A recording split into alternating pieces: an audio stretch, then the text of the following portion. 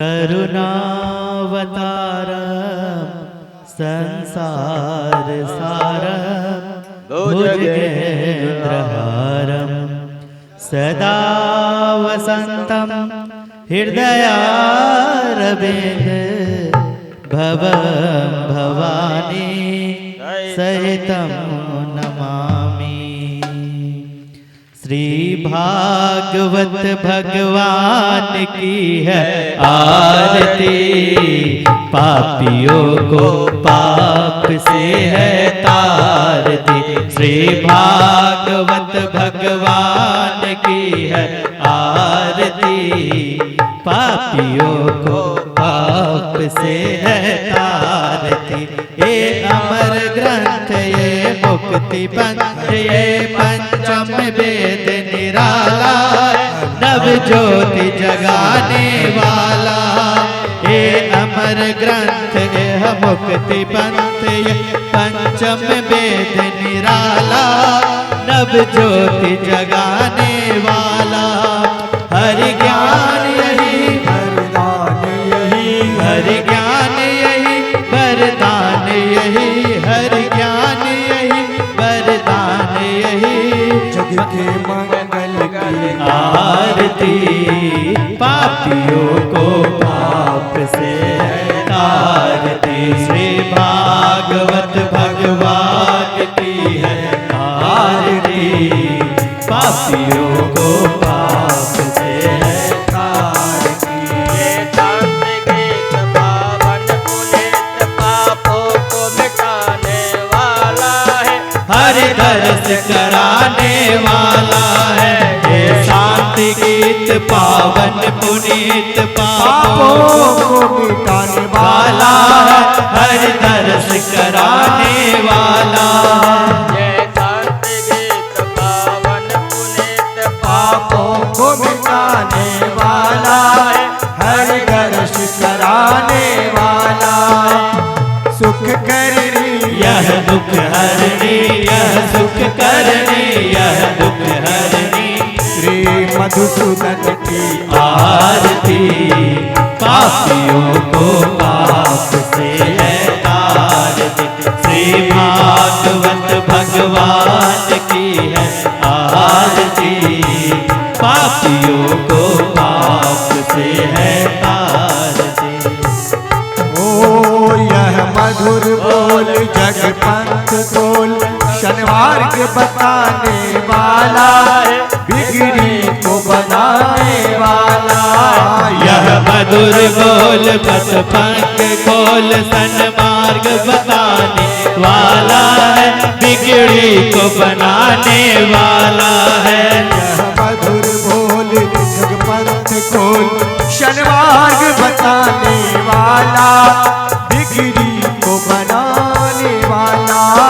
यह मधुर बोल पथ पंख खोल, सन्मार्ग बताने वाला है, बिगड़ी को बनाने वाला है।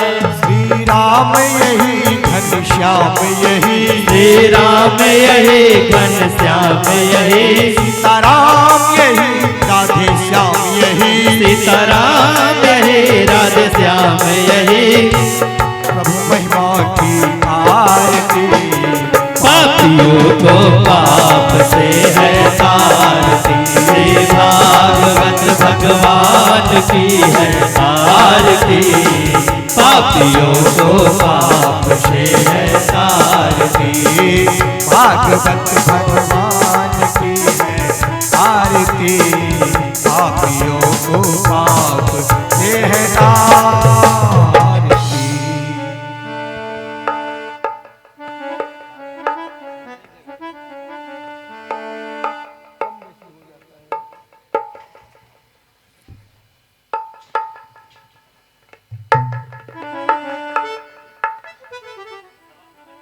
हरि ओम।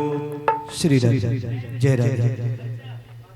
पात्र मध्ये भ्रामितो गणपत्यादि केशवोपरि अंगलग्न मनुष्याणां सर्वं पापं विपोहति जलेन शीतलीकरणं पुष्पै देवादिवन्दनं मा हरिः ओं द्योः शान्तिरन्तरिक्षं शान्तिः पृथिवी शान्तिरापः शान्तिरोपदयः शान्तिः वनस्पतयः शान्तिर्विश्वे देवाः शान्तिर्ब्रह्म शान्तिः सर्वगुं शान्तिः शान्तिरेव शान्तिः श्यामा शान्तिरेधि हरिः ओं हारार्तिक्यं ग्रहणं वा हस्तो प्रक्षालनं हस्ते पुष्पमादाय हरिः ओं यज्ञेन यज्ञमय जन्तदेवास्तानि धर्माणि प्रपन्यासन्नाते हेराकं महिमानः सचन्त यत्र पूर्वेशाद्याः सन्ति देवाः हरिः ओं राजाधिराजाय प्रसिद्धशाहिने नमो वयं वै श्रवणाय कुर्महे शमे कामान् कामकामाय मह्यं कामेश्वरो वै श्रवणो ददात् कुबेराय वै श्रवणाय महाराजाय नमः हरिः ओं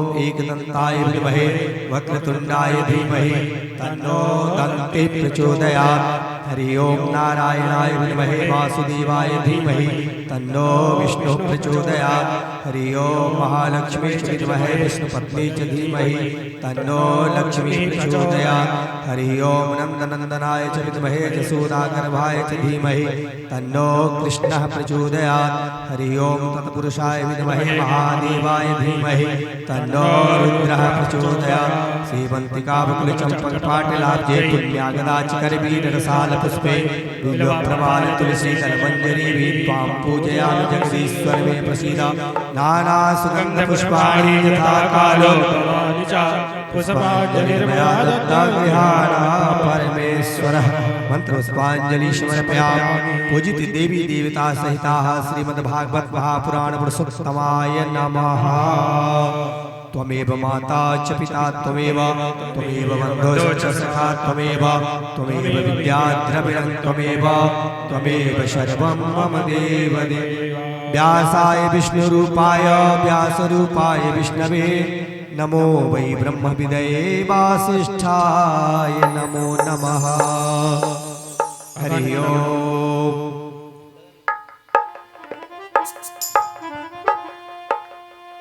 गुरुर्ब्रह्मा गुरुर्विष्णु गुरुर्देवो महेश्वरः गुरुर्साक्षात् परं ब्रह्म तस्मै श्रीगुरवे नमः। अखण्डमण्डलाकारं व्याप्तं येन चराचरं तत्पदं दर्शितं येन तस्मै श्रीगुरवे नमः। यं व्रजन्तमनुपेतमपेतकृत्यं द्वैपायनो बिर्हकातरुआजुहाव पुत्रेति तन्मतयास्तर्भोऽभिनेदुः तं सर्वभूतहृदयं मुनिमानतोऽस्मिन्। नारायणं नमस्कृत्यं नरं चैव नरोत्तमं देवी सरस्वती व्यासौ ततो जयमुदीरयेत्। मनोजवं मारुततुल्यवेगं जितेन्द्रियं बुद्धिमतां वरिष्ठं वातात्मजं बादरयुक्तमुख्यं श्रीरामदूतं शरणं प्रपद्ये। नीलाम्बुदश्यामलिकोमलाङ्गं सीतासमारोपितवामृभागं आणौ महासायकुचारुचापं नमामि रामं रघुवंशनाथं। जयन्ती मंगला काली भद्रकाली कपालिनी दुर्गा क्षमा शिवा धात्री स्वाहा स्वधा नमोस्तुते। श्रीमद्भागवत महापुराण की जय। श्री सुखदेव जी महाराज की जय। श्री व्यास जी महाराज की जय। जय जय श्री राधे जय जय श्री राधे जय जय श्री राधे। आइए आपके थोड़ा सा भजन। सभी भक्त अपने हृदय के अंदर जो काम क्रोध मद लोभ मत्सर है उसको दूर भगाने के लिए आइए 2 मिनट भगवान का नाम स्मरण करें। अरे नटवर नागर नंदा भजो रे मन गोविंदा। नटवर नागर नंदा भजो रे मन गोविंदा। श्याम सुंदर मुख चंदा भजो रे मन गोविंदा। श्याम सुंदर मुख चंदा भजो रे मन गोविंदा।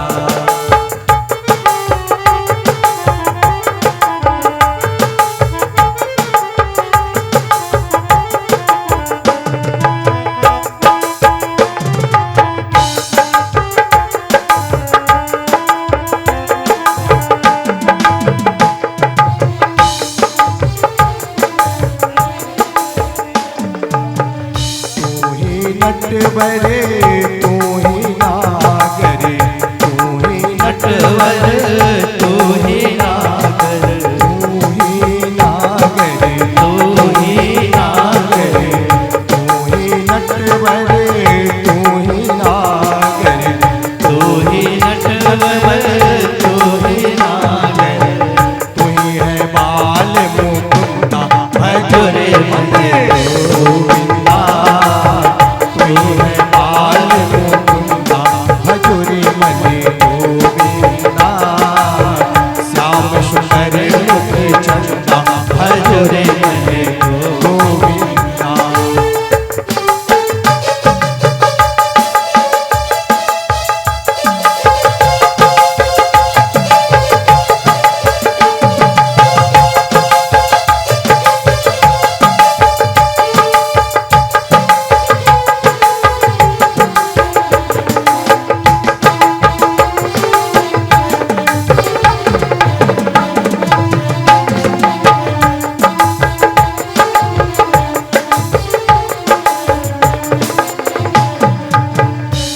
देवन में कृष्ण जी बड़े हैं, सब देवन में कृष्ण जी बड़े हैं। कृष्ण जी बड़े हैं, कृष्ण जी बड़े हैं, कृष्ण जी बड़े हैं, हाँ कृष्ण जी बड़े हैं। सब देवन में कृष्ण जी बड़े हैं, सब देवन में कृष्ण जी बड़े हैं।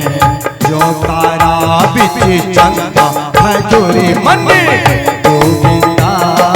जो तारो बिच चंदा भजो रे मन गोविंदा। नटवर नागर नंदा भजो रे मन गोविंदा। नटवर नागर नंदा भजो रे मन गोविंदा।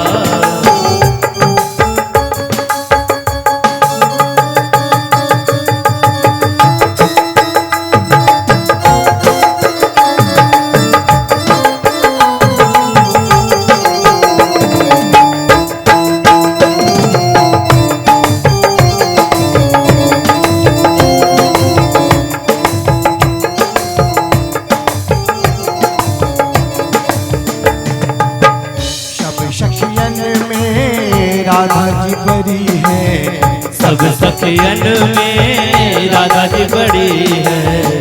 राधा जी बड़ी है, बड़ी है। सब सखियन में राधा जी बड़ी है, सब सखियन में राधा जी बड़ी है। राधा जी बड़ी है, राधा जी बड़ी है, राधा जी बड़ी है, राधा जी बड़ी है। सब सखियन में राधा जी बड़ी है, सब सखियन में राधा जी बड़ी है। जो नदियाँ बिच गंगा भजो रे मन गोविंदा। जो नदियाँ बिच गंगा भजो रे मन गोविंदा। श्याम सुंदर मुख चंदा भजो रे मन गोविंदा।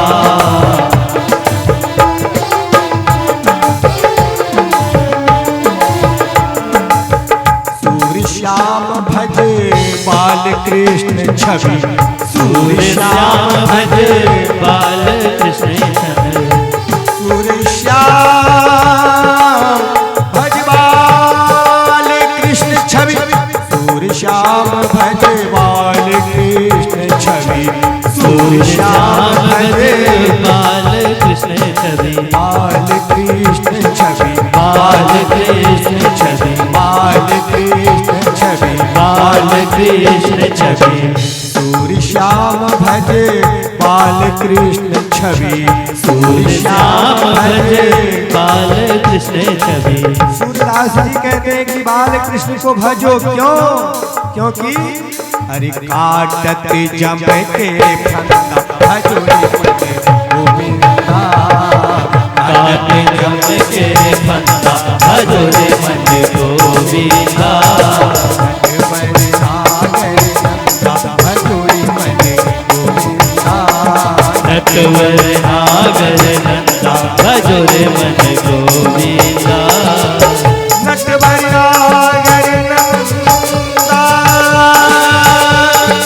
रे मन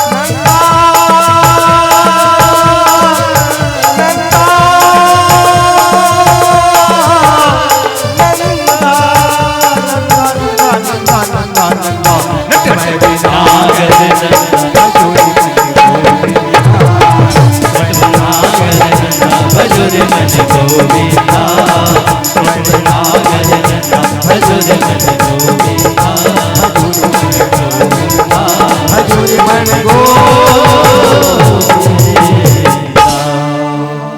बोली बाल कृष्ण लाल की जय। श्रीमद् भागवत महापुराण की जय। बोली व्यास जी महाराज की जय हो। कल की कथा आप लोग महात्मा की सुनी। आज जो है हम लोग प्रथम स्कंद में प्रवेश करते हैं। जन्मादस्य यतोन्मयाद तरथात् चार्थे विविज्ञा स्वराट् तेने ब्रह्महृदाय आदि कवये मुह्यन्त यत् सूर्या तेजो वारिमृतां यथा विनिमयो यत्राति सर्गो मृषा धाम्ना स्वेन सदा निरस्तकुहकं सत्यं परं धीमहि धीमहि धर्मः प्रोज्झत कैत्रवोऽत्र परमो निर्वत्सराणां सतां वेद्यं वास्तवमत्र वस्तु शिवदम् तत्रातयोन्मूलनम् श्रीमद्भागवते महामुनिकृते किं वा परैरेश्वराः सद्यो हृद्यवरुद्धतेऽत्र कृतिभिः शुश्रूषितक्षणात् निगमकल्पतरोर्गलितं फलं सुखमुखाद्रव संयुक्तं पिबत भागवतं रसमालयम् मूर्होषिका भूभावुका।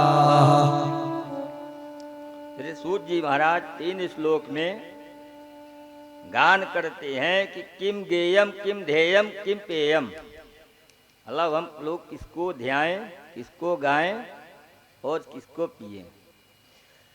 तो तीसरे श्लोक में दिया है कि निगम कल्प तरोर गलितम, वेद का जो है एकदम पका हुआ वृक्ष श्रीमद् भागवत, वेद का फल जो है श्रीमद् भागवत। तो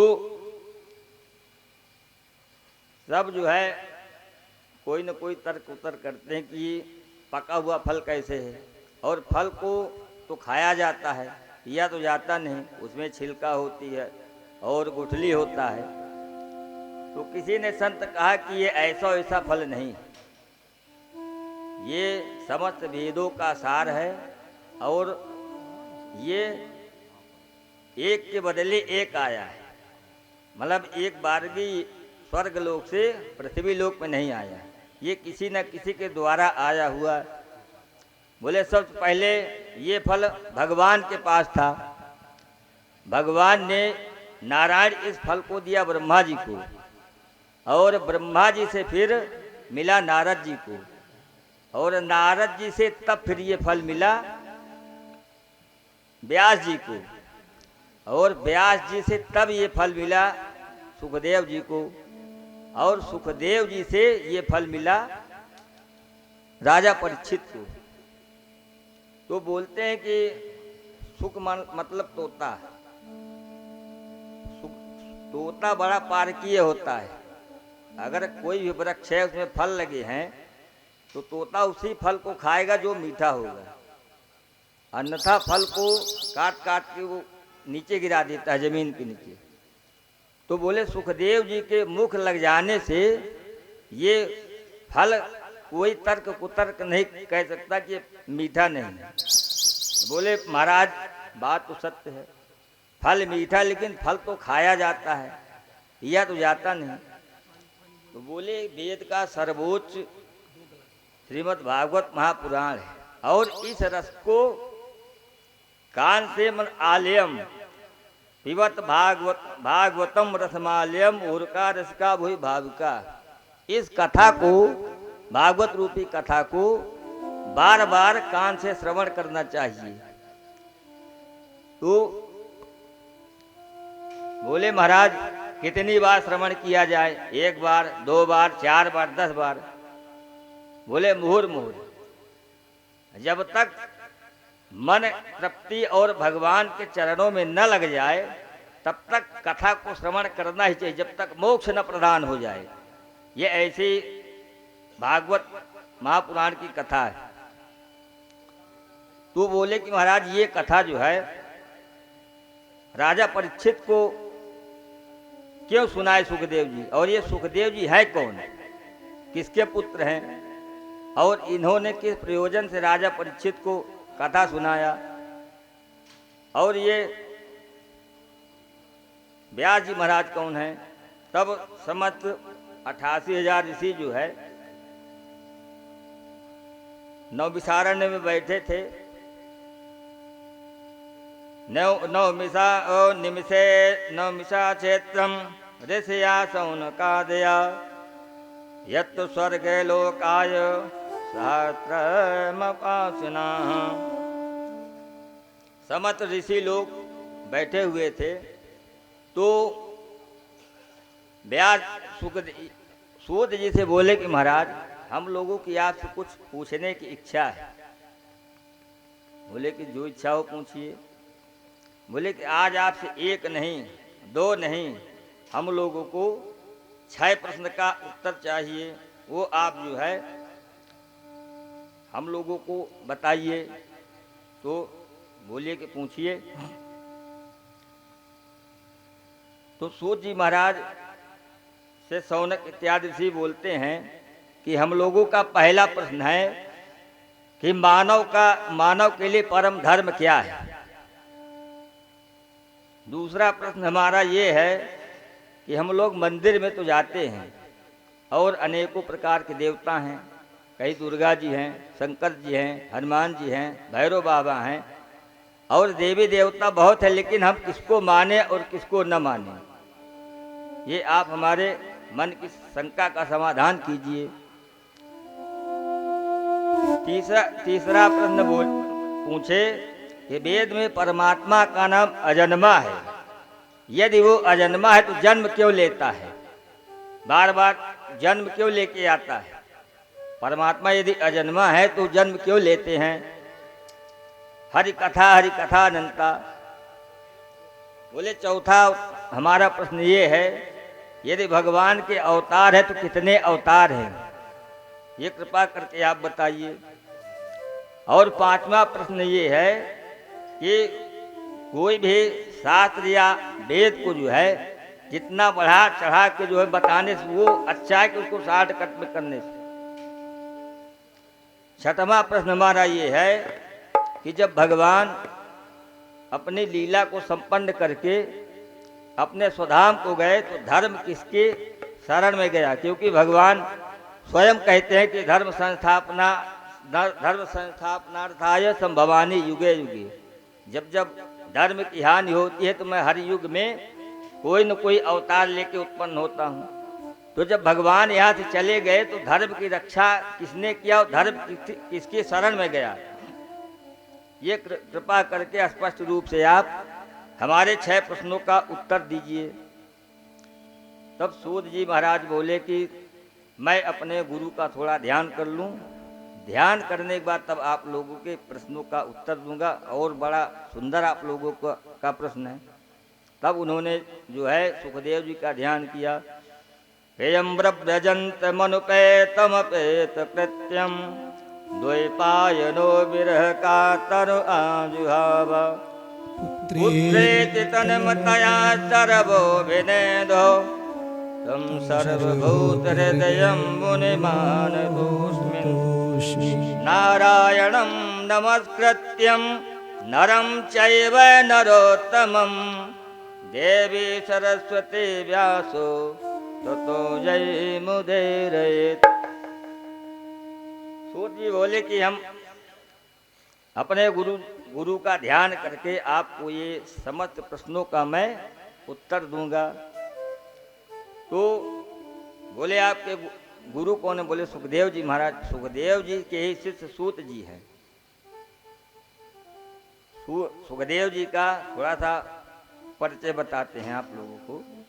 तो बोले सुखदेव जी कौन है और ये कैसे प्रकट हुए और जो है व्यास जी के पुत्र कैसे हुए। तब बोले कि एक बार जो है नारद जी ने मन में सोचा कि भाई हम लक्ष्मी जी से झगड़ा करा चुके भगवान का। नारद जी का तो काम ही है, जहाँ जहाँ जाते थे तो अच्छा ही करते थे या तो बिगाड़ के ही आते थे। तो उन्होंने मन में ये सोचा कि भोले बाबा के यहाँ बहुत दिन से नहीं गए और जो है पार्वती जी की गुरु नारद जी हैं। उन्होंने ही उनको गुरु मंत्र दिया था। शंकर भगवान का सब डिटेल वही बताए थे कि आपकी शादी इन्हीं से होगा।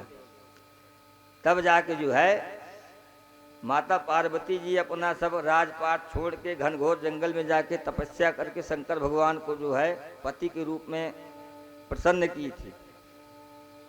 तो नारद जी सोचे कि आज जो है कैलाश पर्वत में चलें, थोड़ा जो है हाल खबर हो जाएगा। तो नारद जी अपना बीड़ा बजाते हुए कैलाश पर्वत में चल दिए।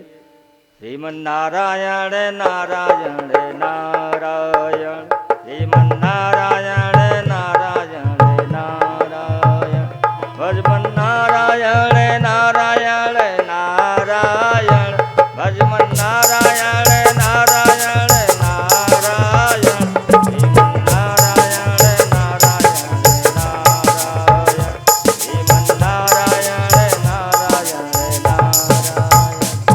अब भोले बाबा समाधि लगा के बैठे थे। जैसे अपना बीड़ा बजाते श्रीमन नारायण नारायण करते गए तो शंकर भगवान सोचे कि आज कुछ न कुछ जो है नारद जी आए हैं, जरूर कुछ न कुछ तर्क कुतर्क करके ही जाएंगे। अब जो है जैसे नारद जी पहुँचे, पार्वती माता जी ने बड़ा उनका सत्कार किया। अरे आओ आओ पुत्र, एक रूप से आप हमारे गुरु हैं और एक रूप से तो परम्बा अम्बा जगदम्बा है, मेरे पुत्र के ही समान हो। तो माता पार्वती जी ने कहा कि पुत्र इस समय पे अब बहुत कम आया जाया कर, तो क्या कोई गलती हो गई कि कुछ बात कि आप आते जाते नहीं। तो नारद जी बोले कि जो है माता अब मैं इस संसार में किसी के घर में बहुत कम आया जाया करता हूँ, इसलिए कि सब लोग हमको यही कहते कि ये झगड़ा लगाते हैं। तो उस झगड़ा के बदनामी से मैं अब किसी के घर में ही नहीं जाता, सबके घर में आना जाना ही मैं बंद कर दिया। इसलिए माता मैं किसी के यहाँ नहीं जाता। तो पार्वती जी बोली कि अरे पुत्र तुम मेरे यहाँ आया करो, आपको यहाँ आने जाने में कोई दिक्कत नहीं, क्योंकि मैं इस बात को नहीं मानती। मेरा परिवार देखो, एक एक के सब बैरिक दुश्मन है, लेकिन सब में बड़ा आपस में प्रेम है। शंकर जी के जितना परिवार है, उनके जितने मतलब सबके चढ़ने वाली जितनी सवारी सब एक एक के दुश्मन हैं। माता पार्वती जी का वाहन है सिंह, शंकर भगवान का है बैल नांदिया, अगर सिंह पा जाए तो छोड़ेगा बैल को। और कार्तिक भगवान का वाहन मयूर, शंकर जी के आभूषण है सर्प। तो सब एक एक के दुश्मन है, लेकिन शंकर भगवान के कैलाश पर्वत में सब एक एक के मित्र हैं, किसी से कोई दुश्मनी और जो है वैमनस्यता नहीं रहता। तो माता पार्वती जी बोले कि पुत्र मेरे यहाँ सब मंगल ही रहता है, कोई अमंगल नहीं, ना कोई किसी से भेदभाव, न कोई किसी से झगड़ा है। तो नारद जी बोले कि माता आपके यहाँ प्रेम तो हमको दिख ही रहा है। बोले पुत्र मत पूछ, और तुम्हारे पिताजी जो भोले बाबा हमको तो बहुत ही ज़्यादा मानते हैं। मेरे जो है आज्ञा के अनुसार वो चलते हैं, उनकी आज्ञा के अनुसार मैं चलती हूँ। तो बोले आपको बहुत मानते? बोले हमको बहुत मानते हैं, बड़ा प्रेम है हमारा। तो नारद जी बोले कि यदि आपको इतना प्रेम है तो जो भोले बाबा मुंडों की माला पहने हैं तो ये भी आपको मालूम होगा कि किसके हैं। माता पार्वती ने कहा कि ये तो मैंने आज तक पूछा नहीं कि वो मुंडों की माला किसकी है। नारद जी बोले कि जब आपने नहीं पूछा तो भोले बाबा को बताना चाहिए कि किसके मुंडों की माला है। तो पार्वती माता बोली कि क्यों? बोली यही तो आपका प्रेम है भोले बाबा से। वो गूढ़ रहस्य जो आपको बताए नहीं, और आपने जो है नहीं पूछा, लेकिन यदि इतना प्रेम था आप दोनों को बीच में तो उनको बताना चाहिए।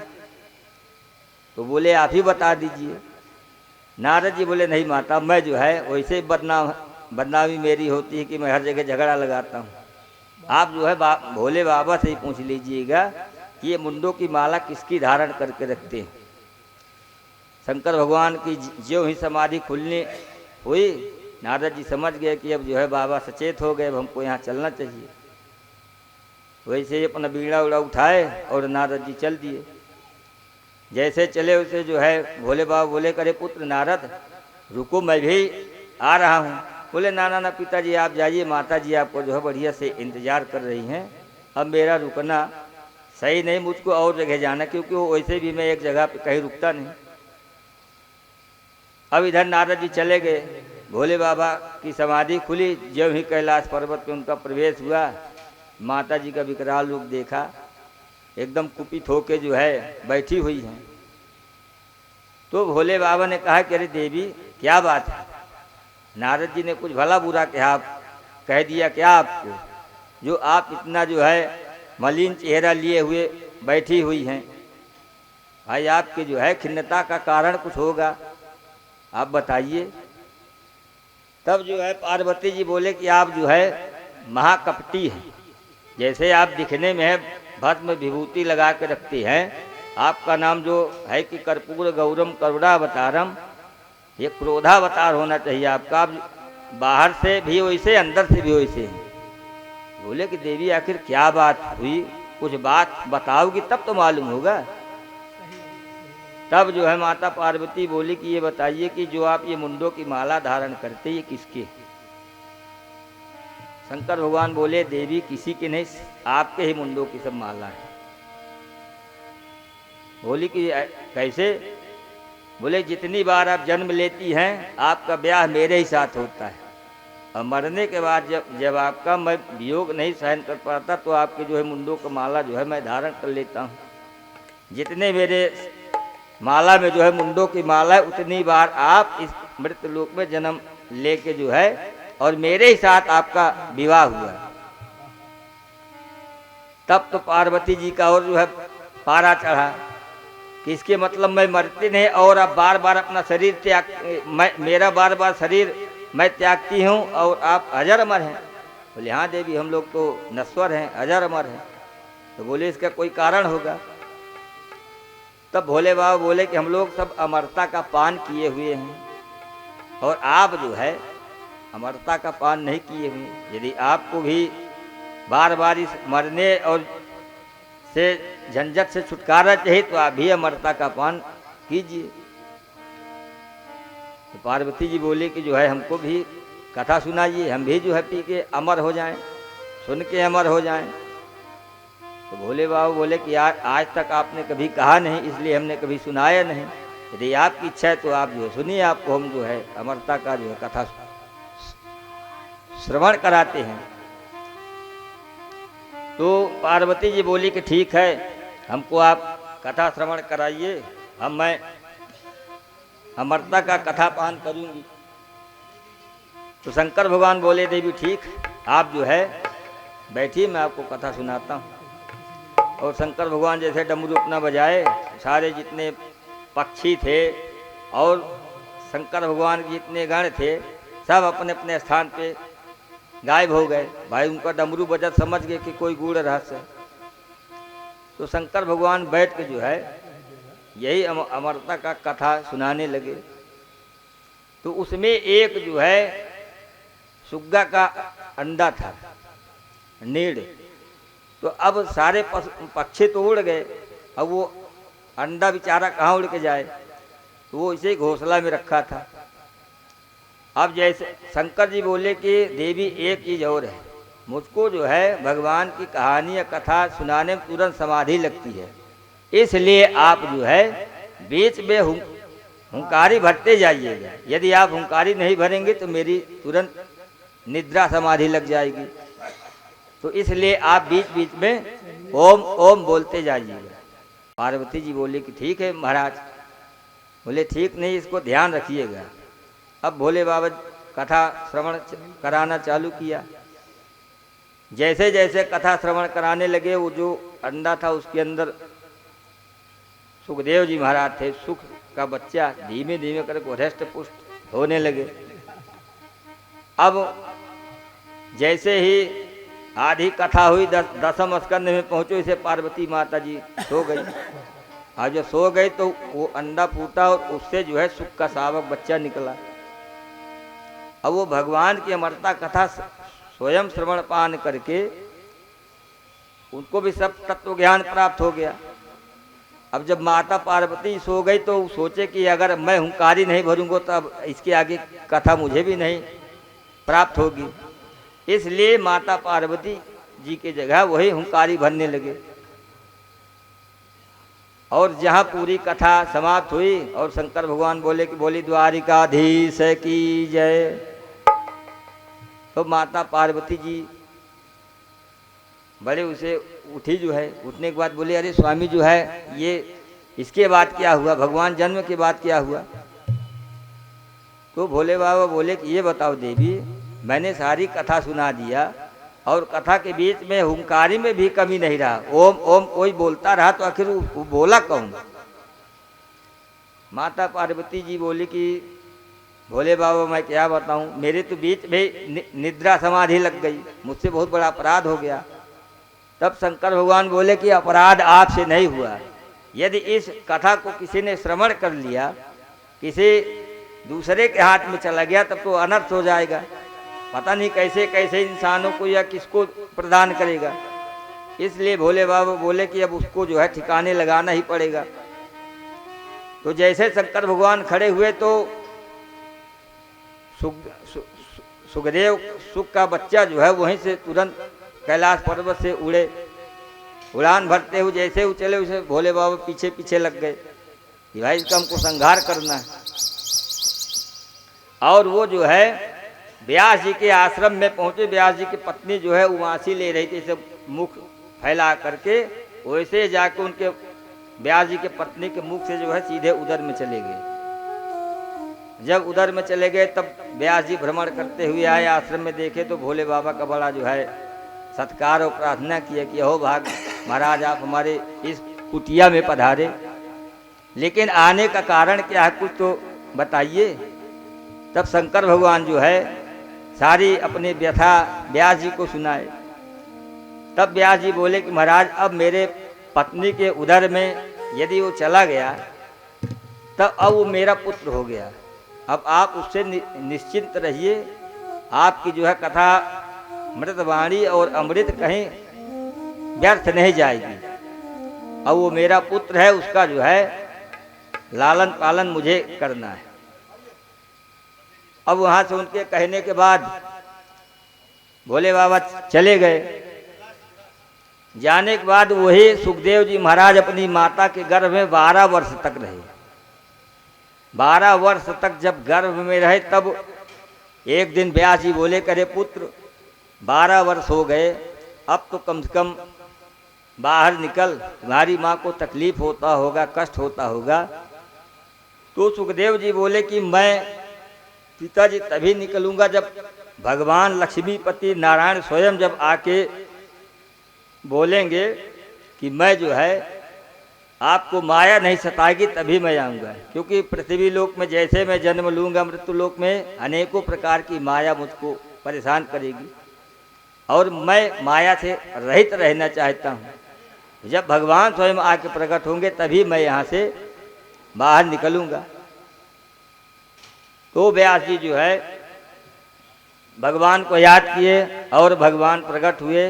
भगवान सुखदेव जी को उन्हीं के निर्देश दिए कि पुत्र आप बाहर आइए, मैं वचन देता हूँ कि मेरी माया तुमको परेशान नहीं करेगी। भगवान की एक पत्नी का नाम है माया। अब माया क्या है? ये घर है, ये बच्चे हैं, ये बीवी हैं, ये फैक्ट्री है, ये नौकरी है, चाकरी, सब माया ही है। उसी माया में आदमी अपना जीवन बर्बाद कर देता है। तो बोले कि अब जो है आपको माया नहीं परेशान करेगी। और भगवान इतना कह के जैसे गए और व्यास जी वो सुखदेव जी तुरंत माता के गर्भ से निकले और निकल के अपना जो है नंग धुड़ंग चल दिए। अब पिताजी बोले, व्यास जी बोले करे पुत्र रुको, अरे पुत्र रुको।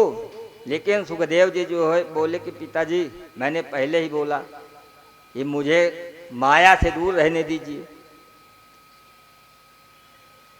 लेकिन व्यास जी पीछे पीछे चलते गए तो देखे कि एक सरोवर है, उस सरोवर में जो है स्त्रियां स्नान कर रही थी, कुछ अस्त व्यस्त वस्त्र पहन के।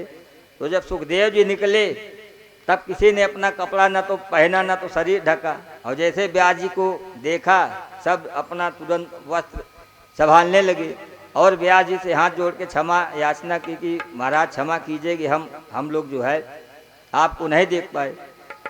तो व्यास जी बोले कि मुझको बड़ा आश्चर्य हो रहा है कि मेरा 12 वर्ष का पुत्र गया तो भी आप लोगों को शर्म और लज्जा नहीं आई, अब मुझको देखते ही आप लोगों के अंदर जो है शर्म उत्पन्न हो गया। तब जो है सारी स्त्रियों ने कहा कि महाराज आपके पुत्र तो साक्षात भगवान का स्वरूप है, उसके अंदर कौन माँ है, कौन बहन है, कौन भेदभाव कुछ नहीं है, और आप तो सब कुछ जानते हैं। भाई आपकी पत्नी, आप परिवार वाले, तो इसलिए आपको सब ज्ञान है। तो उन्हें को व्यास जी पुत्र पुत्र कहते हुए जब नहीं लौटा पाए तब सीधे अपने आश्रम चले आए और आश्रम आके जो है श्री कृष्ण गोविंद हरे मुरारी, हे नाथ नारायण वासुदेवा, श्री कृष्ण गोविंद हरे मुरारी, हे नाथ नारायण वासुदेवा, हे नाथ नारायण वासुदेवा, हे नाथ नारायण वासुदेवा, हे नाथ नारायण वासुदेवा, हे नाथ नारायण वासुदेवा, श्री कृष्ण गोविंद हरे मुरारी, हे नाथ नारायण वासुदेवा, श्री कृष्ण गोविंद हरे मुरारी, हे नाथ नारायण वासुदेवा, हे नाथ नारायण वासुदेवा। तुम सखा हमारे, हे नाथ नारायण वासुदेव, तुम पितवा सखा हमारे, हे नाथ नारायण वासुदेव, श्री कृष्ण गोविंद हरे मुरारी, हे नाथ नारायण वासुदेव, श्री कृष्ण गोविंद हरे मुरारी, हे नाथ नारायण वासुदेव। द्वारिकाधीश की जय, हे सुखदेव जी महाराज की जय। जय जय श्री राधे, जय जय श्री राधे, जय जय श्री राधे। तब सूत जी महाराज सौनक आदि ऋषियों से कहते हैं कि उनके 6 प्रश्नों का उत्तर देते हैं कि मानव के लिए परम धर्म क्या है। सूत जी ने उत्तर दिया कि मनुष्य के लिए सर्वोत्तम धर्म है भगवान के चरणों में प्रीत करना, भगवान की पूजा पाठ करना, ये धर्म भी है और सनातन धर्म अपना धर्म भी है कि देवी देवताओं का पूजा करना सर्वोच्च है। दूसरा है कि मंदिर में जाते हैं तो किसको माने किसको न माने। भाई देवी देवता अनेकों प्रकार के हैं।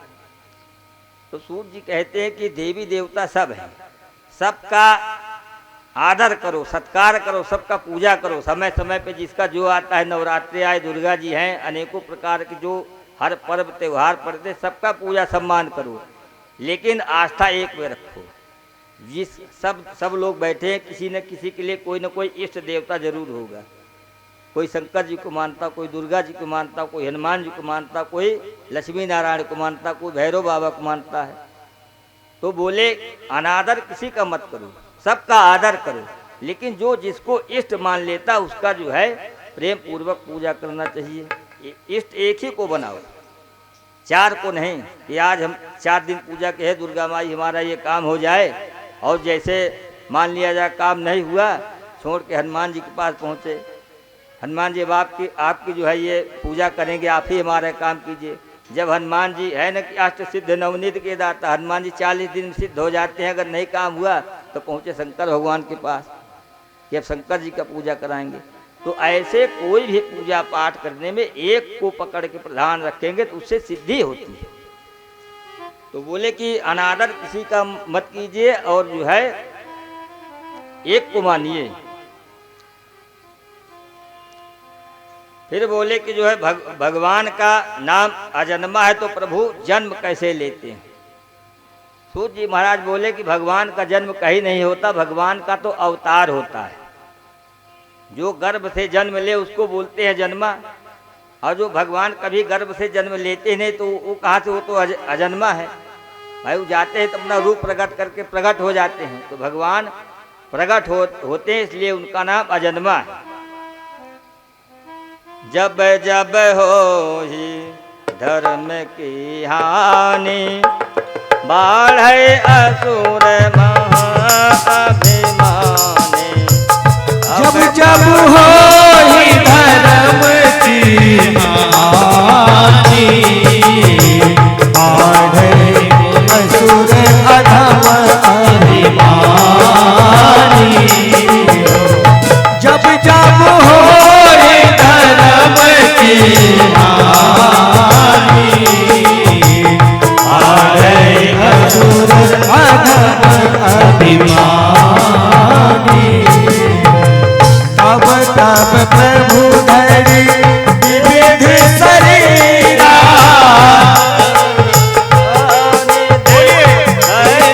शरीरा। तब प्रभु धरि विविध शरीरा, तब प्रभु धरि विविध शरीरा।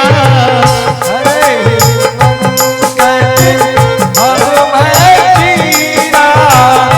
जब जब हो ही हो, जब जब हो ही धर्म की हानि,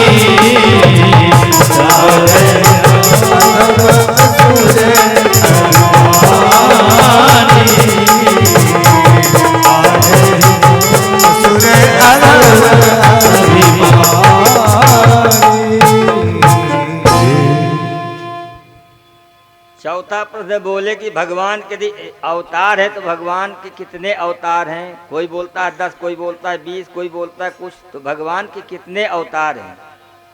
तो सूत जी महाराज बोले कि भगवान के 24 अवतार हैं। 24 अवतारों में जो है पहला अवतार है सनक सनंदन सनातन सनत कुमार। दूसरा अवतार है 12 अवतार। तीसरा अवतार है नारद अवतार। चौथा नर नारायण। पांचवा भगवान कल्की देव। छठवां दत्तात्रेय। सतवां यज्ञ भगवान। आठवां श्री ऋषभ देव जी महाराज। नौवां पृथु जी। 10वां मत्स्य अवतार। 11वां है कच्छप अवतार। 12वां है धन्वंतरी अवतार। 13 हुआ मोहिनी अवतार। 14 हुए नरसिंह अवतार। 15वां वामन अवतार। 16वां श्री परशुराम जी का अवतार। 17वां महर्षि वेद व्यास, 18वां आदरणीय प्रभु श्री राम और 19वां श्री बलराम, 20वां है भगवान कृष्ण कन्हैया का अवतार, 21वां हरि अवतार, 22वां हंसा अवतार, 23वां बुद्ध अवतार और 24वां अवतार कल्कि अवतार है। अभी एक अवतार भगवान का बाकी है। जब घोर कलयुग आ जाएगा तब भगवान कल्कि अवतार होगा और जो है घोड़े पर सवार होके खड़ग लेके सब संहार कर देंगे और वहीं से युग का अंत हो जाएगा और फिर से पुनः युग आरंभ होगा। तो महर्षि वेद व्यास जी का मूल प्रयोजन यही था कि किसी तरह भगवान के चरणों में सबका प्रीति लगे, मन लगे, इसीलिए उन्होंने श्रीमद् भागवत महापुराण को लिखा। तब सूत जी महाराज बोले कि वेद व्यास जी कौन थे, किनके पुत्र थे और इन्होंने श्रीमद् भागवत महापुराण की रचना क्यों की, किस प्रयोजन से की। तब व्यास जी के बारे में श्री सूत जी महाराज कहते हैं कि नारायण के पुत्र हुए ब्रह्मा जी और ब्रह्मा जी के पुत्र हुए वशिष्ठ, वशिष्ठ के पुत्र हुए शक्ति और शक्ति के पुत्र हुए पराशर और पराशर के पुत्र हुए महर्षि वेद व्यास, जो कि श्रीमद् भागवत महापुराण वेद व्यास जी के ही द्वारा लिखा गया। तो एक बार वेद व्यास जी बैठे हुए थे। जब बैठे हुए थे तो इन्होंने अपने आश्रम में बैठ के जब ध्यान लगाया, ध्यान लगाने के बाद जब आंख मूंदा तो देखी पूरी पृथ्वी घूम रही है और जब मन में देखा कि ये पृथ्वी मृत्यु लोक है, इसमें जितने भी प्राणी हैं सब प्रायः पैदा होते हैं, खाते पीते, इसी में सारी जिंदगी बीत जाती है। पैदा होता है, बड़ा होता है, व्यापार बिजनेस, अनेकों प्रकार के परिवार, बच्चों में इसी में रह के समाप्त हो जाता है। तो वेद व्यास जी ने सोचा कि ये मृत लोग है, जितने भी मनुष्य अगर ऐसे ही चले जाएंगे तो इनका कल्याण कैसे होगा, इसलिए इनके कल्याण के लिए कुछ करना चाहिए। तो वेद व्यास जी जो है पहले एक ही वेद था, ऋग्वेद, एक वेद से 4 वेद बनाया, लेकिन वेद तो इतना सरल है नहीं कि कोई उसको पढ़े, वेद की परिभाषा बहुत कठिन है। तो उन्होंने सोचा कि वेद तो की परिभाषा तो सबके समझ से बाहर है। फिर ऐसे ऐसे करके उन्होंने महाभारत की रचना की। महाभारत की रचना की, फिर भी उनको संतुष्टि नहीं मिली। ऐसे ऐसे करके उन्होंने 17 पुराण लिखा। जब 17 पुराण लिखे फिर भी उनके मन में शांति नहीं हुई। जब मन में शांति नहीं हुई तो खिन्न मन से होके बैठ गए। अगर कोई भी कलाकार हो या कोई विद्वान हो या जिसके अंदर भगवान सब कुछ संपन्न हो, अगर उसके मन का कोई काम नहीं होगा, तो जैसे इंजीनियर है, मकान का बना के देता है नक्शा, तो अगर उसमें कोई कमी होगा तो पहले बता देगा कि ये चीज़ इसमें कमी हो गई। वैसे वेद व्यास जी समस्त पुराणों के लेखाकार वही हैं। तो श्रीमद् भागवत पुराण जब उन्होंने लिखा, जो ये 17 पुराण लिखे, तो उनको जो है उनके मन में फिर भी खलबली उठी रही कि मैंने ऐसा लगता कि मैंने कुछ किया ही नहीं, और अशांत मन से बैठ गए। जब बैठ गए तो नारद जी का उनके आश्रम में आगमन हुआ। नारद जी श्रीमन्नारायण नारायण नारायण, श्रीमन्नारायण नारायण नारायण श्रीमन। नारद जी जो है जैसे आए और व्यास जी को देखे तो बोलते हैं कि पाराशर्य महाभागा भागवता कश्चिदात्मना परितुष्यन्ते शरीरम आत्मा मानस एव वा। हे पराशर नंदन, आप जो है इतने चिंतित क्यों बैठे?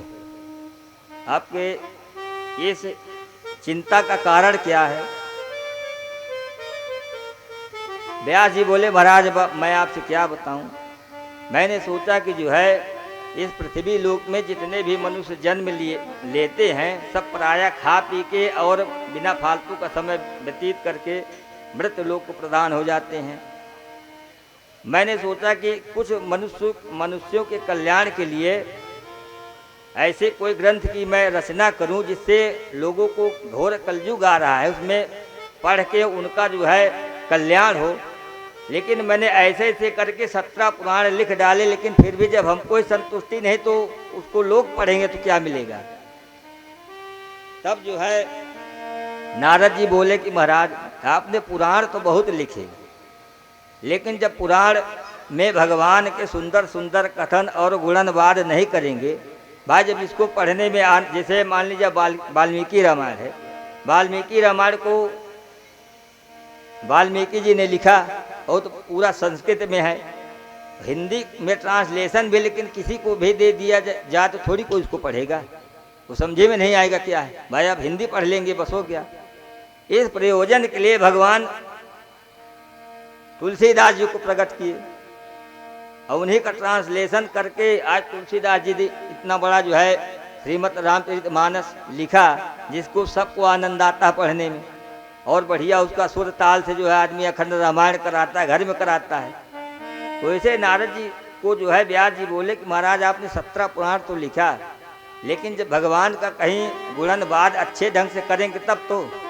अब भगवान की लीला तो आप जैसे कोई ट्रांसलेशन कर देता ऐसे किए हुए हैं, तो ऐसे जो है भगवान के गुणनवाद करके पुनः आरंभ कीजिए।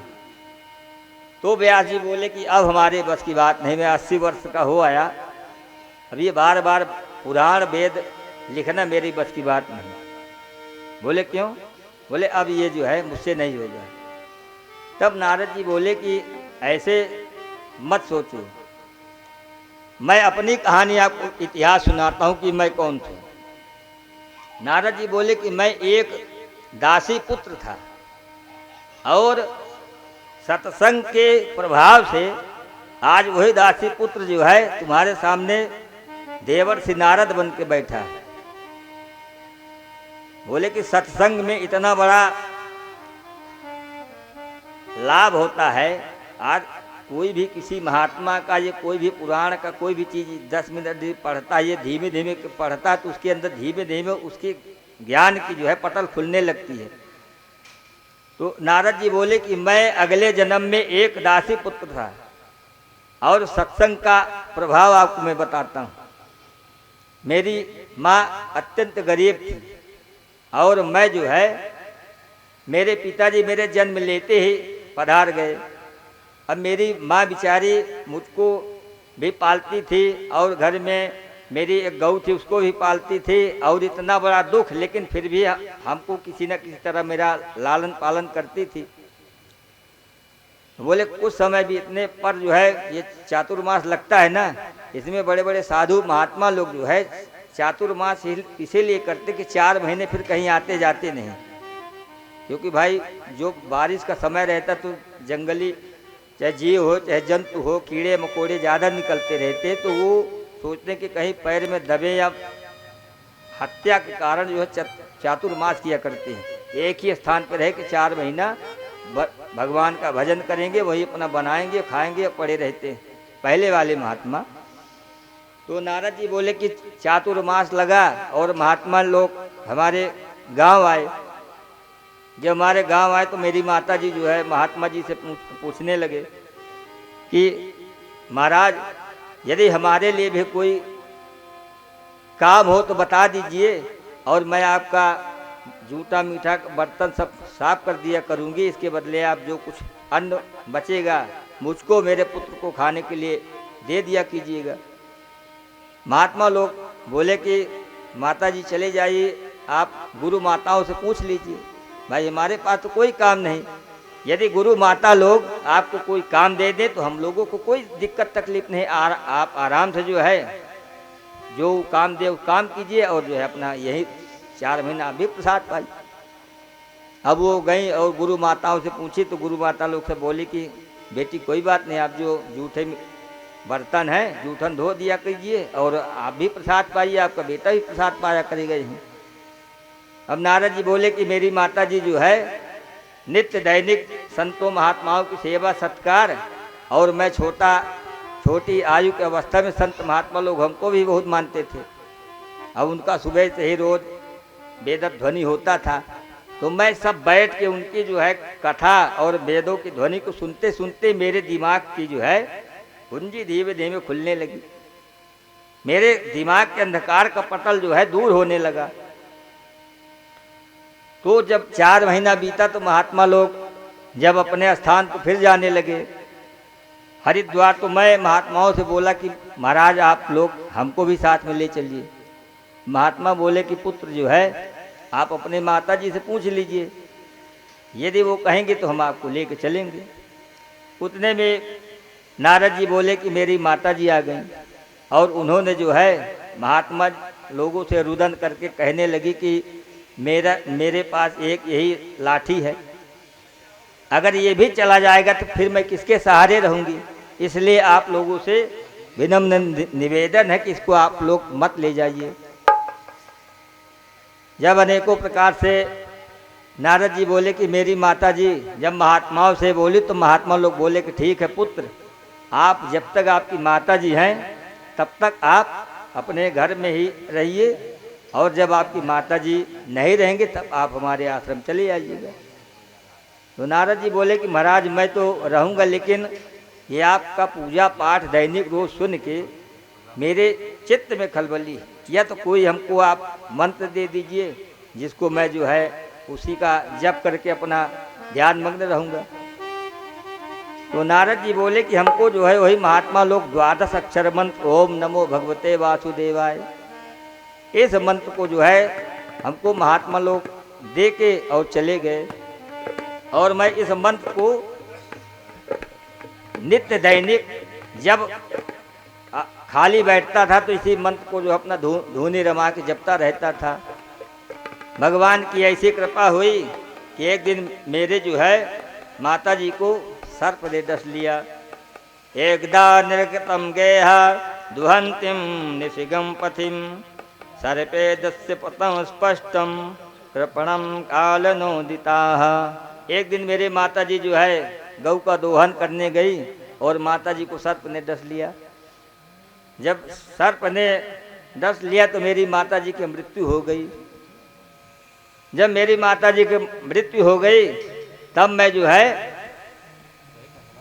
व्यास जी से बोले कि तब मैं सबके सामने एक आंख से मेरे गर्म आंसू और एक आंख से ठंड आंसू जो है निकलने लगे। जो खुशी से हंसता है जो है मतलब तो उसके आंख से गर्म आंसू निकलता है। तो नारद जी बोले कि जब सब पूरे गांव वाले एकत्रित हुए तब मैंने सोचा कि भाई कुछ बहाना बनाना चाहिए। मैं तो बोले कि मैं हंसा इसलिए कि चलो बहुत अच्छा हुआ कि अब ये झंझट खत्म हो गया, अब हमको कोई रोकेगा नहीं। भगवान की तपस्या करने के लिए पूजा करने के लिए मैं चाहे जहाँ जाऊँ। और एक गम के आंसू इसलिए निकले कि गांव वाले क्या सोचेंगे कि कितना मूर्ख बालक है, इसकी माँ मर गई और ये हंस रहा है।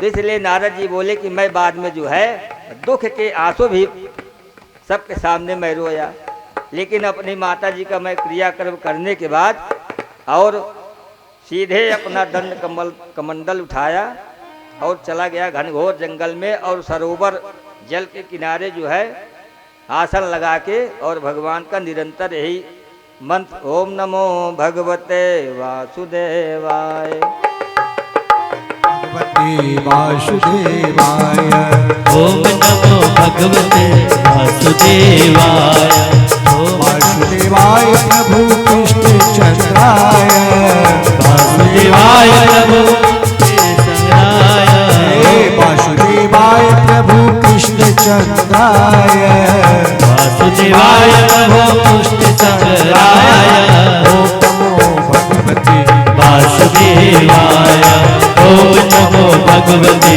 वासुदेवाय वासुदेवाय प्रभु रामचंद्राय वासुदेवाय प्रभु भावसंग्राय वासुदेवाय प्रभु रामचंद्राय वासुदेवाय प्रभु रामचंद्राय भगवते वासुदेवाय। ओम नमो भगवते वासुदेवाय। ओम नमो भगवते वासुदेवाय। ओम नमो भगवते वासुदेवाय। जय जय श्री राधे, जय जय श्री राधे। बोली राधा रमण भगवान की जय। नारद जी बोले कि यही मंत्र को मैं निरंतर भगवान का जपने लगा। जब जपने लगा तो कुछ समय बाद भगवान की छवि ही मेरे आत्मा में प्रकट हो गई और उस छवि को मैं देखकर और मंत्रमुग्ध हो गया। लेकिन कुछ समय बाद वो छवि जब मेरे हृदय से मिट गई तब मैं व्याकुल हो गया। व्याकुल होने के बाद तड़पने लगा। उस छवि को मैं हर जगह खोजने लगा, लेकिन मिले कहो तो अंतरात्मा में भगवान प्रकट थे, और जब अंतरात्मा से हट गए तो बाहर थोड़ी कहीं है। तो नारद जी बोले कि उस छवि को मैं बहुत खोजा, लेकिन मुझको कहीं प्राप्त नहीं हुआ। तब आकाशवाणी हुई कि अभी पुत्र तुम्हारा समय नहीं हुआ और तुम अभी निरंतर इस मंत्र का जप करो। जब समय आ जाएगा तब तुमको जो है मेरा स्थान प्राप्त होगा। नारद जी बोले कि उस आकाशवाणी को सुन के मैं जो है पुनः आसन लगा के और जप करने लगा। और भगवान की ऐसी कृपा कि समय आया। समय आने के बाद जो है महाप्रलय हुआ, और उस महाप्रलय होने के बाद मेरा भी शरीर शांत हो गया। पूरे सृष्टि में जल ही जल हो गया, कुछ नहीं बचा। और फिर वही दासी पुत्र जो है रामदास इस जन्म में नारद बना। भगवान जो है अपना स्थान दिए। मैं जो है ब्रह्मा जी का पुत्र बन के उत्पन्न हुआ, और भगवान मेरे ऊपर इतने प्रसन्न हुए कि हमको एक बीड़ा दिए। नारद जी के बीड़ा का नाम था देवदत्ता मिमां बीणम स्वर ब्रह्मा विभूषितम मूर्छे त्वं भर कथा व्यायमान चराम्यहम। बोले कि मेरे इस बीड़ा का नाम है देवदत्त। नारद जी के बीड़ा का नाम था देवदत्त। बोले कि लक्ष्मी नारायण जो है हमको ये बीड़ा दिए, और बोले कि जो है अब नारद जी आप मेरा भजन कीजिए। तो बोले कि ये बीड़ा लेके मैं भगवान का ही भजन हर जगह श्रीमन नारायण नारायण नारायण बोले यही मैं जपता रहता हूँ। व्यास जी को अनेकों प्रकार है जब समझाए कि महाराज जब मैं एक मनुष्य होके और उस मंत्र में इतनी बड़ी शक्ति, इतनी बड़ी ताकत, तो आप तो जो है 17 पुराण लिख चुके और सारे वेदों का सार जानते हैं, तो आपको इसमें कोई संदेह नहीं है, आप सब कुछ कर सकते हैं। वेद व्यास जी को जो है समझ में आ गया कि मेरी कमी किस चीज़ में है, कि मैंने भगवान का जब सुंदर सुंदर गुणगान नहीं किया, इसलिए जो है किसी को आनंद नहीं आता। तो वेद व्यास जी को जो है नारद जी 4 मंत्र दिए। 4 मंत्र दिए। 4 मंत्र से फिर जो है वेद व्यास जी ने 18,000 श्लोक बनाए। श्रीमद् भागवत महापुराण में 18,000 श्लोक है, 335 अध्याय। तो 4 मंत्र के उन्होंने 18,000 श्लोक बनाया, और उसी 18,000 श्लोक को बना के अपने पुत्र सुखदेव जी को सुनाया। सुखदेव जी जो उनके पुत्र थे तो उनको सुनाया, और वही जो है श्रीमद् भागवत महापुराण सुखदेव जी फिर राजा परीक्षित को सुनाए। तो सूत जी महाराज बोले कि महाराज ये परीक्षित कौन थे, और जो है सुखदेव जी महाराज उनको क्यों सुनाए भागवत, किस प्रयोजन से सुना, आखिर क्या हुआ कि जो है उनको भागवत मतलब सुनाने के लिए सुखदेव जी को आना पड़ा। तब सूत जी बोले कि जो है बड़ा सुंदर प्रसंग आपने पूछा, क्योंकि ये इसमें जो है आपकी वंशावली जुड़ी हुई है। राजा परीक्षित जो है वो बोले कि इसमें ये आपकी वंश की कहानी है। बोले कि सुनो, आपको जो है मैं भागवत में महाभारत की जो है कथा है। तो बोले कि जब पांडव और कौरवों में युद्ध हुआ, सारे कौरव मारे गए,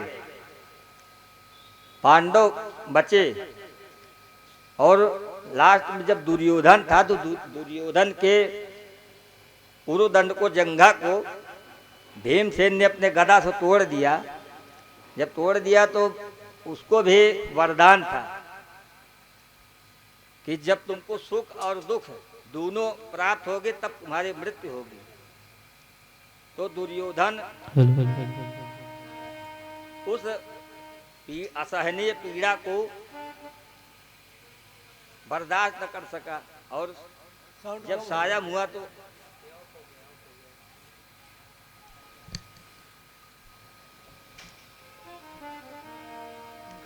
जब युद्ध में दुर्योधन के उरुदंड को भीम ने अपने गदा से तोड़ दिया और सब लोग युद्ध स्थल से जब पांडव लोग चले आए तो जब रात्रि हुआ तो दुर्योधन मारे दर्द के कराह रहा था। उस समय पे अश्वत्थामा जो है पहुंचा युद्ध क्षेत्र में।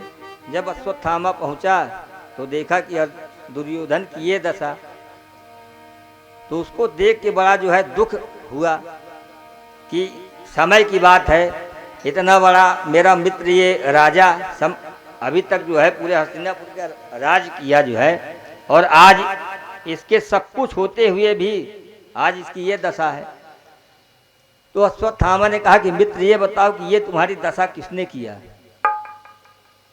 तो दुर्योधन ने कहा कि मित्र क्या बताऊं, सबसे बड़ा दुख मुझको इस बात की है कि हम लोग 100 भाई थे, 100 भाई में एक भी नहीं बचा, और पांडव 5 थे, 5 में एक भी नहीं कम हुआ। मुझको सबसे बड़ा दुख इस बात का है, और उससे भी बड़ा दुख इस बात का है कि हम 100 भाई थे, 100 भाइयों को सिर्फ एक ही आदमी मारा, वही भीम। धृतराष्ट्र के 100 पुत्र थे और 100 पुत्रों को सिर्फ भीम ही मारा। भीम के ही गदा से सारे भाइयों का अंत हुआ और किसी ने नहीं मारा। तो बोले दुर्योधन बोला कि यदि 5 में से अगर एक भी कम हो जाए तो मैं ये समझ जाऊंगा कि ये युद्ध मैंने ही जीता है। तो अश्वत्थामा बोला कि जो है इसमें क्या चिंता, तुम एक की जो है बोलते हो, मैं 5 का जो है सर कलम के ला सकता हूं। तो जो है दुर्योधन बोला कि पांडव कोई बोली गाजल थोड़ी है कि जो तुम 5 का सर कलम करके ले आओगे। इतनी बड़ी बड़ी चतुरंगिनी सेना, बड़े बड़े महावीर सब धराशायी हो गए और वैसे बने रह गए, और तुम बोलते हो कि हम एक का नहीं, मैं 5 का सर कलम करके ले आऊंगा। तो बोले हाँ मित्र, मैं तुमसे कहता हूँ कि मैं जो है चाहे जैसे हो तुम्हारे सामने उनका सर कलम करके ले आऊंगा। तो दुर्योधन बोला कि ठीक है। अब अश्वत्थामा जो है उनके दुर्योधन के सामने तो बड़ी बड़ी डींग मार दिया, ये मैं लेके आ रहा हूँ। लेकिन अब रास्ते में जैसे चलने लगा तो सोचने लगा ये बात तो सही है कि इतनी बड़ी चतुरंगी सेना, सबको जो है 5 पांडव मिल के संहार कर दिया। भीष्म पितामह जैसे इतने बड़े धनुर्धारी, मेरे पिताजी द्रोणाचार्य, कृपाचार्य, कोई भी नहीं बचा, तो कोई मामूली है नहीं। तो मन में सोचते हुए एक वृक्ष के नीचे खड़ा हो गया। तो उस वृक्ष में उसने एक दृश्य देखा कि उस वृक्ष में कौवा जो है, कागला होते हैं ना, कई बैठे हुए थे, और एक उल्लू जो है सबको मार मार के नीचे गिरा दिया। क्योंकि कागला को जो है रात्रि में नहीं दिखाई देता और उल्लू को दिन में नहीं दिखाई देता। उल्लू जो है मनाता है भगवान कभी जो है दिन न हो, और कागला मनाता है कभी रात न हो। तो उसके ये समझ में आ गया कि हाँ ये मतलब चोरी लूका करके जो है पांडवों का वध किया जा सकता, लेकिन ऐसे तो वध हो सकता नहीं। तो उसके समझ में आ गया कि यही काक और उलूक के माध्यम से जो है मैं पांडवों का वध करूंगा। और जैसे उनके शिविर में पहुंचा, पहुंचने के बाद भगवान तो समझ गए थे कि जो है अंतर्यामी है, कि आज जो है कुछ न कुछ होगा। तो राजा युधिष्ठिर को बोले कि एक काम करो कि आज आप लोग युद्ध जीते हैं तो इसलिए जश्न मनाने के लिए शिविर में नहीं रहना चाहिए, चलो बाहर चलते हैं, बगीचे में जो है वहाँ भ्रमण करेंगे। भगवान की बात कौन टाले। बोले ठीक है चलिए महाराज। अब जैसे पांचों पांडव अपने शिविर से निकल के बाहर गए, वैसे उनके पांचों पुत्र, जैसे पांडव लोग थे वैसे उनके पुत्र थे, जैसे भीम वैसे उनका भी पुत्र, सब ऐसे पांचों थे। और आके पांचों जो है पांडवों के अपने अपने जो है पिताजी के बिस्तर में सब लेट गए। अब अश्वत्थामा जो है आया और देखा कि ये पांचों पांडव सो रहे हैं, तलवार उठाया, पांचों का सर कलम करके एक हाथ में सबका जो है टोटी पकड़ के लेके चल दिया। और जैसे दुर्योधन के पास पहुंचने वाला था, मतलब अंधेरा में था, बोला कि मित्र तुम एक का बोल रहे थे, मैं पांचों का सर कलम करके ले आया हूं। तो दुर्योधन बोला कि जब हमको दिखाओगे तब हमको विश्वास होगा, मैं ऐसे क्या माने।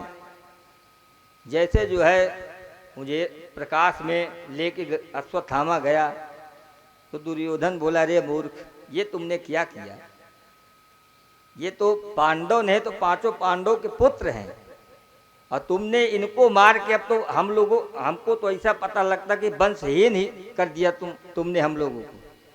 हमारे वंश में कोई जल देने वाला भी नहीं रहा। इतना बड़ा तू अपराध किया जो है, इस अपराध का दंड तुमको मिलेगा, तुमको पांडव छोड़ेंगे नहीं, इसलिए तुम यहाँ से भग जाओ। और जो है दुर्योधन को बड़ी ग्लानि हुई और वो अपना जो है शरीर त्याग दिया। अब इधर जब मालूम हुआ कि सुबह द्रौपदी को कि मेरे पांचों पुत्रों का वध हो गया,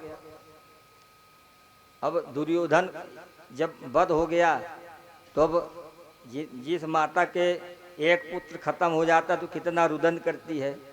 अब द्रौपदी की तो पांच के पांचों पुत्र का संहार हो गया, अश्वत्थामा ने सर काट दिया। अब माता जो है द्रौपदी अपना छाती पीट पीट के रो रही है। ये दृश्य सब देख के जो है अर्जुन के समझ में आ गया कि ये जो है काम और कोई नहीं, अश्वत्थामा का काम है।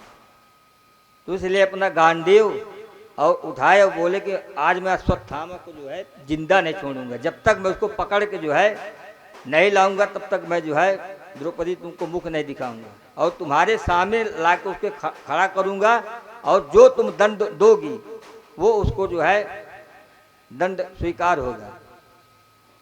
जैसे ही जो है अर्जुन चले, भगवान बोले कि ऐसे मत चलो, मैं भी चलता हूँ भाई, मैंने सदा आपका रथ हाँका है, इसीलिए जो है मैं भी चलूँगा। और भगवान जो है लेके चल दिए अर्जुन को। जब अर्जुन देखा कि ये अश्वत्थामा देखा कि अब मैं जो है नहीं बचूंगा, तो उसने ब्रह्मास्त्र चलाया अर्जुन के ऊपर। जब ब्रह्मास्त्र चलाए तो अर्जुन बोले कि अरे केशव, ये तो मूर्ख मेरे ऊपर ब्रह्मास्त्र चला दिया, अब इससे मेरी रक्षा कीजिए। तो भगवान बोले कि वो ब्रह्मास्त्र चलाना ही जानता है और तुम तो चलाना भी जानते हो और लौटाना भी जानते हो। जैसे विष की औषधि विषय होता है, यदि किसी को सर्प काट लिया हो तो सर्प की कोई दवा नहीं, डॉक्टरों के पास जो इलाज कराने जाते हैं तो पहले पूछेगा कौन सा सर्प है, तो लोग सर्प का विष ही रखते हैं, विष की औषधि विष ही है। भगवान बोले कि विष की औषधि विष है, वो तो चलाना ही जानता, तुम जो है लौटाना भी जानते हो, इसलिए तुम भी अपना ब्रह्मास्त्र चलाओ। दोनों ब्रह्मास्त्र चलाए और आपस में टकरा के शांत हो गए। तब अश्वत्थामा को जो है सोचा कि अब मुझे अर्जुन छोड़ेगा नहीं, और अर्जुन जो है अश्वत्थामा को पकड़ के रस्सी में रथ में बांध लिए। तो भगवान बोले कि जो है इसको अर्जुन बांधो मत, इसको यही पे मृत्यु दंड दे दो, अन्यथा वहाँ लेके चलोगे तो कुछ न कुछ वार्तालाप होगा और जो है फिर आपको इसको कुछ न कुछ छोड़ना पड़ेगा, या जो द्रौपदी कहेगी वो आपको मानना पड़ेगा। इसलिए यहाँ कोई है नहीं, इस आतताई पापी को जी इसने तुम्हारे पांचों पुत्रों का वध किया है, इसलिए इसको यहीं पे मृत्यु दंड दे दो। तो अर्जुन ने कहा कि केशव, मैंने प्रतिज्ञा किया है और जो है द्रौपदी से ये भी मैंने कहा कि मैं जिंदा चाहे उसको मुर्दा तुम्हारे सामने मैं लेके आऊँगा, तो इसलिए मैं उस वचन को रखने के लिए इसको द्रौपदी के सामने ले जाऊँगा। उसके बाद जो इसकी द्रौपदी की इच्छा होगी, जो इसको दंड देना होगा, वो दंड निर्धारित होगा। भगवान बोले भाई ये मर्जी तुम्हारी, लेकिन जब स्त्रियों के बीच में ले जाओगे तो कल फिर बाद में मत कहना कि जो है हमने वही मार दिया होता तो अच्छा होता। तो जैसे जो है लेके अश्वत्थामा को द्रौपदी के पास पहुँचे तो द्रौपदी बोले कि मुच्यतामेषां ब्राह्मणो नितरम गुरु। अरे इसको छोड़ो, ये तुम्हारे गुरु का पुत्र है, इसको ऐसे जो है क्यों एक दृढ़ता पूर्वक रथ में रस्सी लगा के बांधे हो, इसको पहले छोड़ो जो है। तो अर्जुन ने कहा रे देवी ये तुम्हारे 5 पुत्र का संहार किया है और इसको आप बोलते कि इसको छोड़ दो। तो द्रौपदी बोले कि जो है ये इसने हत्या किया, पहले छोड़िए, ये आपके गुरु का पुत्र है, ये ब्राह्मण है, ब्राह्मण का इतना अनादर नहीं करना चाहिए, इसलिए जो है इसको छोड़ दो। और मेरे तो पुत्र खत्म हो गए, तो मैं तो अपने पुत्र के शोक में रो ही रही हूँ, लेकिन अभी इसके पास कौन है, इसकी एक माँ है, यदि इसको भी कुछ हो जाएगा तो इसकी माता जी जो है किसके सहारे जिंदा रहेंगे। भाई उनके पिताजी को आप लोगों ने युद्ध में मार ही दिए, तो इसलिए जो है इसको छोड़ दो। मारो देशु जननी गौतमी पति देवता यथा अमृत सत्वातम रोदित्यम सुमुखी मुहु। तो बोले कि जो है इसको छोड़ दो, इसकी माता जी जो है बहुत इसी के सहारे वो हैं। तो भगवान जो है भगवान के तरफ द्रौपदी ने इशारा किया कि अर्जुन को बोलो इनको जो है रथ से छुड़ाओ, एक ब्राह्मण है, ब्राह्मण का इतना अपमान नहीं करना चाहिए। दूसरा चीज़, इनके पिताजी को युद्ध में समाप्ति कर दिए, अब अपने माता जी का एक यही सहारा है। मैं तो अपने पुत्रों को विलाप में रो रही हूँ, लेकिन यदि इसको भी कुछ हो गया तो इसकी माता सत्यवती किसके जो है उसमें, गौतमी किसके उसमें रहेंगी, उसको उनके लिए कौन सहारा होगा। तो इसलिए इनको छोड़ दो। तो अर्जुन बोले कि देवी ऐसे कैसे छोड़ दें, भाई इसने तुम्हारे पुत्रों को मारा तो इसको कुछ न कुछ तो दंड देंगे। तो द्रौपदी बोली कि जो है अब केशव आप ही बताइए इनको कि क्या किया जाए। तो भगवान से जो है सब लोग बोलते हैं कि आप जो है ये बताइए कि इसके लिए क्या दंड दिया जाए। भगवान बोले कि आप लोग आपस में परामर्श कर लीजिए, मुझसे मत पूछिए कि क्या दंड दिया जाए। तो भीम बोले कि जो है आप लोग परामर्श करते रहिए, अगर सब लोग छोड़ देंगे तो मैं इसको अपने गदा से ही समाप्त कर दूंगा, इसलिए जो है सब लोग छोड़िए, मैं इसको अभी इसका काम तमाम करता हूँ। भगवान बोले ऐसे नहीं। तो अर्जुन के सबसे सखा मानिए चाहे मित्र मानिए चाहे भगवान सब ज़्यादा अर्जुन को मानते थे। अर्जुन अपना मित्र भी मानते थे और सब कुछ उनको मानते थे। तो भगवान अपने मुख से कहते हैं कि पांडवों को सुनो, मैं जो कहता हूँ उसको सुनो कि ब्रह्म बंधुर न हंतव्यम आतताये बधारणः ममैव भयमानप्तम परिपाहानुशासनम। ब्राह्मण कितना भी आतताई हो उसका वध नहीं करना चाहिए, कितना भी वो दुष्ट क्यों ना हो लेकिन उसका वध नहीं करना चाहिए।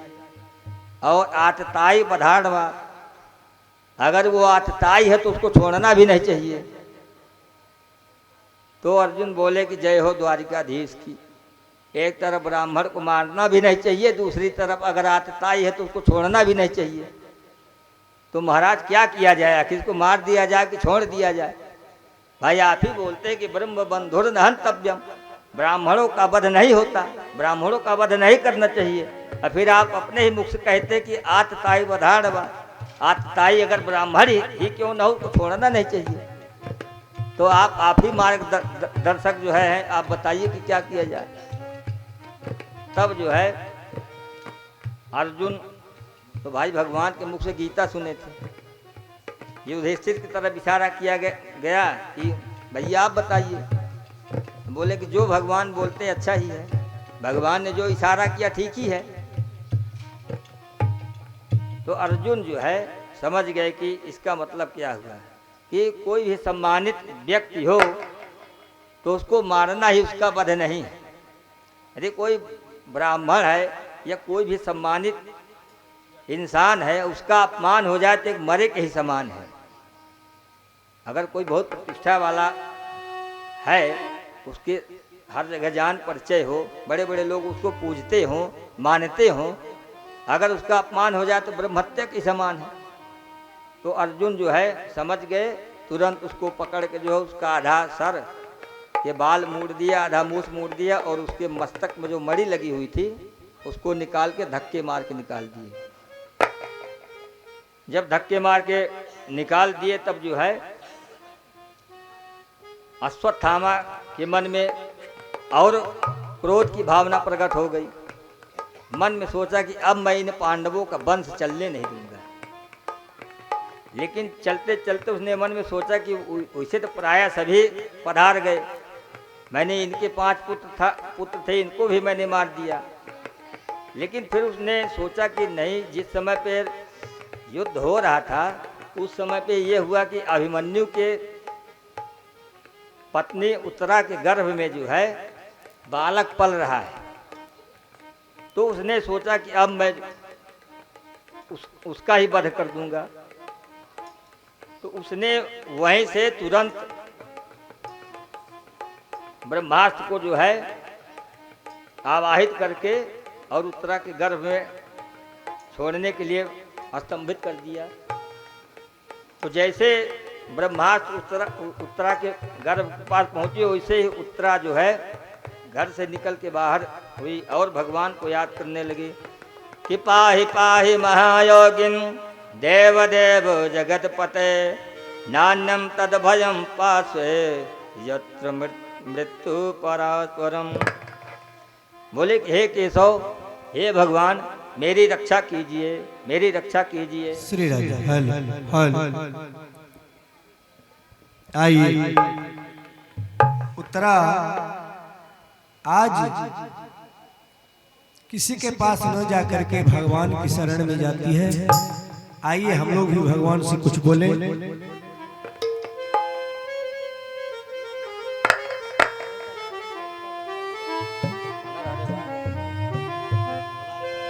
हो साथी हमारा कौन बनेगा, तुम ना सुनोगे तो कौन सुनेगा, तुम ना सुनोगे तो कौन सुनेगा।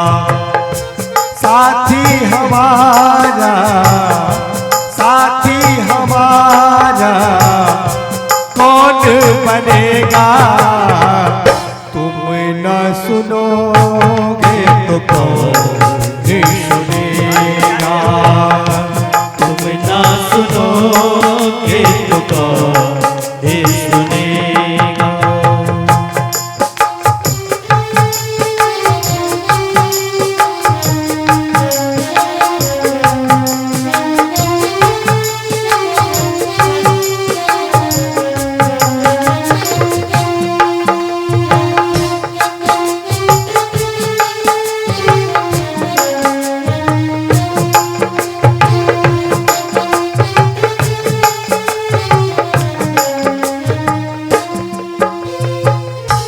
आ गया दर पे तेरे सुनाई हो जाए, आ गया दर पे तेरे सही बोलेंगे सुनाई हो जाए, जिंदगी से दुखों की विदाई हो जाए। आ गया दर पे तेरे सुनाई हो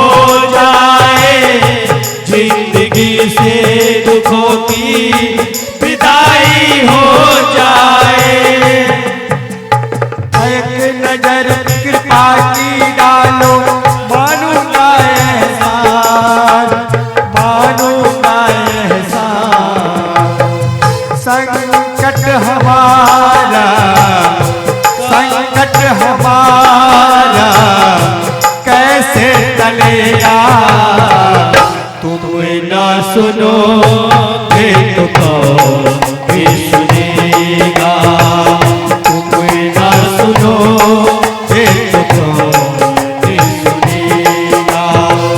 साथी हमारा, साथी हमारा कौन बनेगा, तुम ना सुनोगे तो कौन भी सुनेगा, तुम ना सुनोगे तो कौन भी सुनेगा।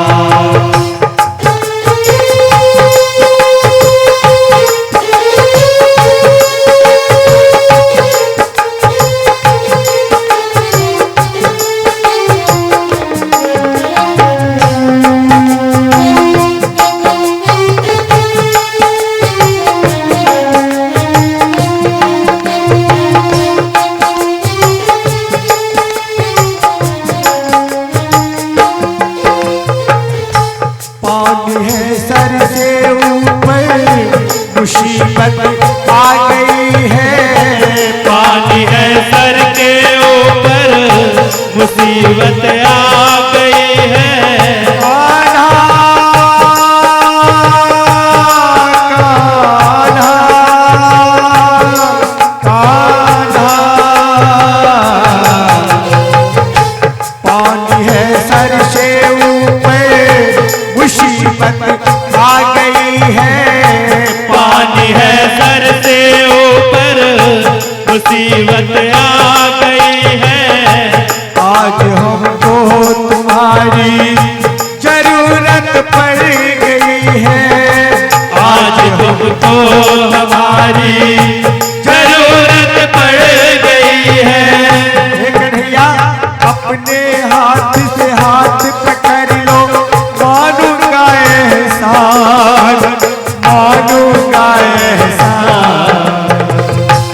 ओ साथी हमारा, साथी हमारा कौन बनेगा, तुम ना सुनोगे तो कौन सुनेगा, तुम ना सुनोगे तो कौन सुनेगा। और कहती है हे कन्हैया आप कहाँ छुप के बैठे हो प्रभु, सुना है हमने सभी से कि भैया एक ही है, सुना है हमने सभी से कि भैया एक ही है।